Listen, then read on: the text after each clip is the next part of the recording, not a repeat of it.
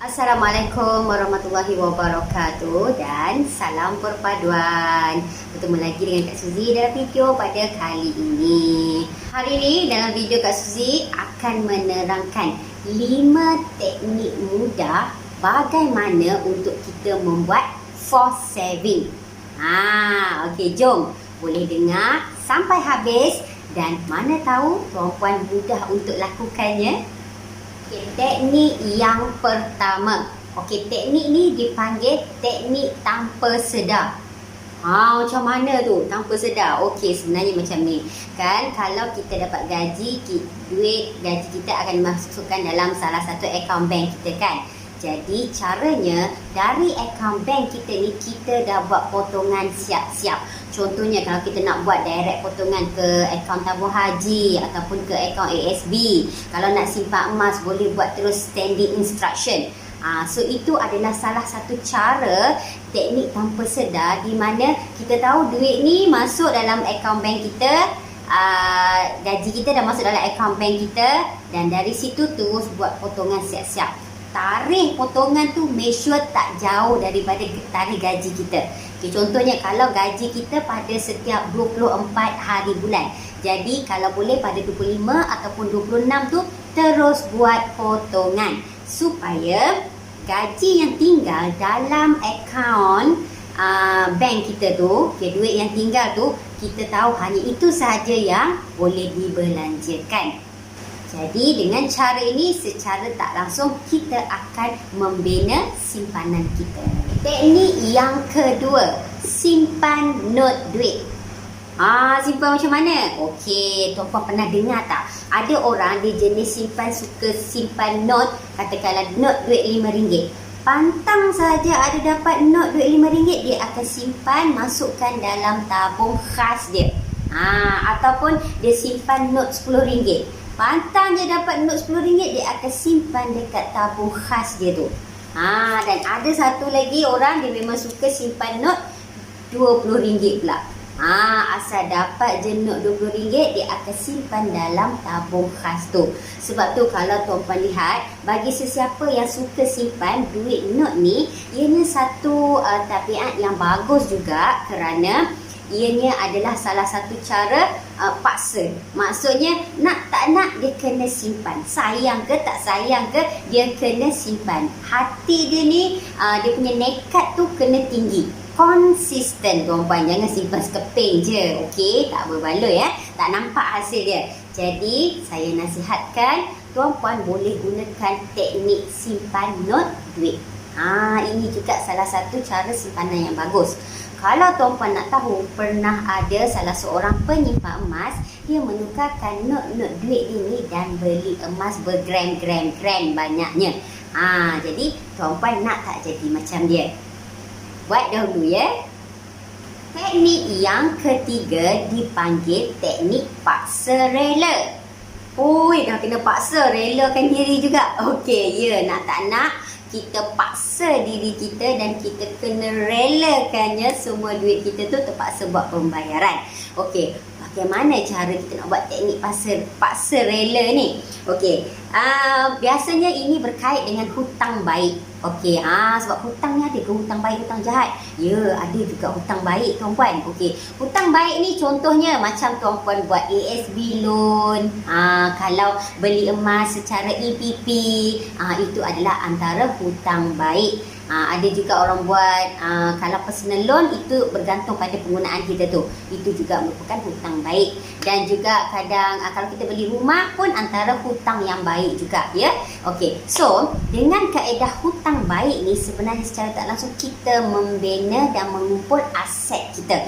Nak tak nak every month kita terpaksa bayar hutang-hutang ni. At the end of the day nanti hutang-hutang yang terpaksa kita bayar ni secara tak langsung akan menjadi aset kita, akan menjadi simpanan kita. Begitulah bagusnya cara paksa rela ini. Jadi tuan-puan boleh cuba salah satu cara ni. Kalau nak cara yang lebih mudah dan murah, cepat, okey, Kak Suzy boleh sarankan sama ada cara yang ASB loan tu ataupun cara kaedah EPP, iaitu pembelian emas secara ansuran. Kalau di public go, pembelian emas secara ansuran ni ada maksimum 10 bulan. Jadi tuan-puan boleh buat letak target dalam masa 10 bulan ni. Katakanlah tuan-puan nak miliki emas 20 gram. Kalau 20 gram 10 bulan, lebih kurang 500 lebih sebulan kena bayar. Jadi tuan-puan paksa rela diri bayar setiap bulan. Selepas 10 bulan tuan-puan akan berjaya miliki emas 20 gram. Kalau bukan bajet kita 500 lebih tu, tuan-puan bolehlah cuba emas 10 gram ataupun 2 dinar. Jadi tak mustahil, simpanan tuan-puan akan bertambah, aset tuan-puan akan bertambah dan tuan-puan akan ada harta. Buat dahulu, percaya kemudian. Teknik yang keempat adalah main kutu. Ini biasa kita main kutu dengan kawan-kawan kita sahajalah, biasa kawan-kawan rapat ataupun dengan adik-beradik. Sebab kaedah main kutu ni, tak silap Kak Suzy, dari Kak Suzy kecil lagi ada cara ni. Di mana kaedah main kutu ni sebenarnya bagus, di mana setiap bulan kita boleh mengumpul sesama sendiri ahli kita.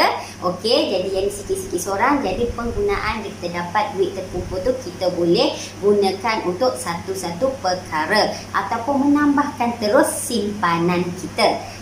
Jadi ini juga merupakan salah satu cara yang bagus untuk kita force saving. Tak nak setiap bulan kita kena bayar kepada ahli-ahli yang bermain kutu ni kan. Jadi bagi sesiapa yang pernah main ni, dia akan faham. Kalau tanya Kak Suzy, ya, Kak Suzy ada main untuk main kutu sesama adik-beradik, di mana yang ni sebenarnya Kak Suzy force saving lebih kepada untuk bayar insurans road tax kereta. Nampak tak? Itu adalah cara Kak Suzy. Jadi tuan-puan boleh gunakan cara ni untuk target atau matlamat tuan-puan. Pastikan ahli-ahli kita tu yang jujur, yang amanah dan bertanggungjawab. Nanti janganlah pula dia dah dapat duit tu, dia terus lari dah hujung-hujung bulan tu kan. Nanti kawan-kawan lain masalah pula. Jadi pastikan kita cari ahli-ahli yang bertanggungjawab dan jujur. Teknik yang kelima dipanggil teknik wang ceti. Nak bagi ceti ke? Okey, tak ada. Teknik wang ceti ni dia adalah cara kita mempercayai seseorang. Contohnya macam pasangan kita ke, atau mak kita, atau ayah kita, atau ada adik-beradik kita yang mana orang tu yang boleh dipercayai, di mana kita bagi simpanan kita kepada mereka untuk tolong simpankan. Biasanya cara macam ni biasa bagi kat mak tu okey lah kan. Tapi terpulang, tak kisah. Siapa sahaja orang kepercayaan tuan-puan, di mana kita every month kita bagi duit ni kepada mereka untuk mereka tolong simpankan. Contohnya, katakanlah kalau tuan-puan target nak kahwin lah, contohnya, okey, nak kahwin, okey, tuan-puan bagi kat mak setiap bulan, bagi tahu mak setiap bulan bagi 200 ataupun 500 sebulan supaya mak ni tolong simpankan, di mana itu adalah antara duit yang kita nak gunakan untuk belanja kahwin nanti. Okey, itu contoh ya. Jadi dengan cara macam ni sebenarnya kita pun jadi susah nak terbelanja, sebab duit tu bukan dengan kita. Duit tu dengan orang yang boleh dipercayai itu. Dan orang yang dipercayai itu kena jujur dan amanah. Dan kalau boleh jangan lembut hati sangat kalau sekiranya kita minta balik duit tu nak belanja ke apa. Kalau boleh jangan. Kita kena berkeras selagi mana target kita tak tercapai. Jangan sesekali kita minta dan belanjakan duit tersebut. InsyaAllah makin lama saving tuan-puan akan bertambah. Bagaimana tuan-puan? Mudah tak 5 teknik ini? Okey, Kak Suzy senaraikan balik, boleh baca sini 5 teknik ni, di mana teknik ni tuan-puan boleh ikut mana-mana yang sesuai dengan diri tuan-puan. Mana-mana yang tuan-puan rasa memang nak ikut. Kalau tanya Kak Suzy, antara teknik ni Kak Suzy ada 2-3 teknik yang memang Kak Suzy follow.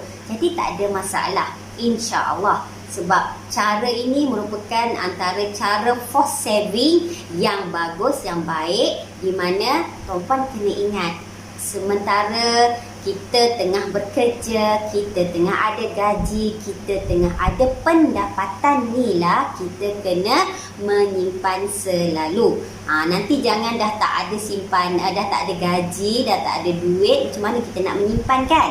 Jadi kepada sesiapa yang masih ada kerja, yang masih dapat gaji, yang masih ada sumber pendapatan, gunakan salah satu cara force saving ni untuk tuan-puan buat simpanan diri sendiri. Tuan-puan buat ni bukan untuk Kak Suzy tuan-puan. Tuan-puan buat ni adalah untuk diri tuan-puan sendiri. Jadi tanya diri kita bagaimana simpanan yang kita nak, kita simpan untuk apa dan apa target kita untuk semua simpanan kita tu. Buat dahulu, percaya kemudian. InsyaAllah Kak Suzy yakin sekiranya tuan-puan belajar ni dari sekarang, akan datang tuan-puan akan senang dan portfolio keuangan tuan-puan jadi cantik. Sekiranya tuan-puan rasa video ini bermanfaat, tuan-puan boleh kongsikan. Klik sahaja butang share kat bawah tu. Boleh like dan juga boleh komen sekiranya ada apa-apa persoalan. Dan jangan lupa subscribe channel Kak Suzy supaya tuan-puan dapat terus informasi dan juga ilmu-ilmu berkaitan dengan keuangan, emas, perak dan lain-lain. Okey, insyaAllah sampai berjumpa lagi di video akan datang. Bye! Sekiranya ada apa-apa maklumat yang tuan-puan ingin tanya ataupun nak nasihat ke pendapat, ke pandangan, okey, boleh hubungi Kak Suzy seperti nombor yang tertera ni. InsyaAllah Kak Suzy akan bantu dan juga menjawab soalan tuan-puan semua. Okey, sampai kita berjumpa lagi di video akan datang. Bye!